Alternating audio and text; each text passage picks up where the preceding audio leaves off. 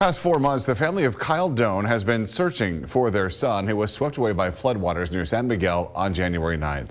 At a press conference today, the family called on both the San Luis Obispo County Sheriff's Office and California Governor Gavin Newsom to resume their own searches.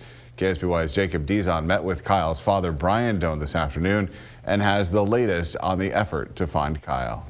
In recent weeks, Kyle's parents, Lindsay and Brian Doan, have repeatedly voiced their frustrations through petitions and emails to the San Luis Obispo County Sheriff's Office, as well as to the office of California Governor Gavin Newsom, pleading with them for some transparency surrounding their searches for the 5-year-old. This afternoon, I caught up with Brian Doan, who says he simply wants to bring his son home.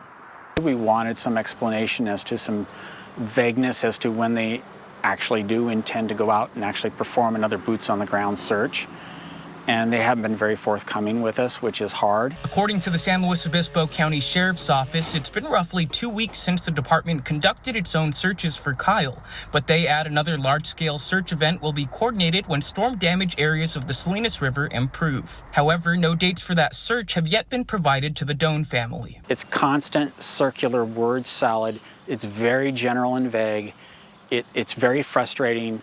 There's no excuse why they cannot be cooperative with our volunteer groups that we have personally sponsored to come out here. Back in March, the Doan family enlisted the Idaho-based nonprofit Canine Task Force to assist in the search. When they came out, they basically did a full search between the creek and the confluence and came up with the odor hits that were back in the creek not too far from where my wife was rescued. We have a good history with helping tie in those clues and that evidence for law enforcement to help build that puzzle. Tori Swan, president of Canine Task Force, says though the organization is not directly affiliated with a law enforcement agency, her team makes it a top priority to abide by the policies of local police and sheriff departments and not impede upon their respective search efforts. Brian Doan, meanwhile, tells me another canine search was supposed to take place Tuesday, but due to lingering weather impacts in the area, the San Luis Obispo County Sheriff's Office had the Canine Task Force hold off. Our canine teams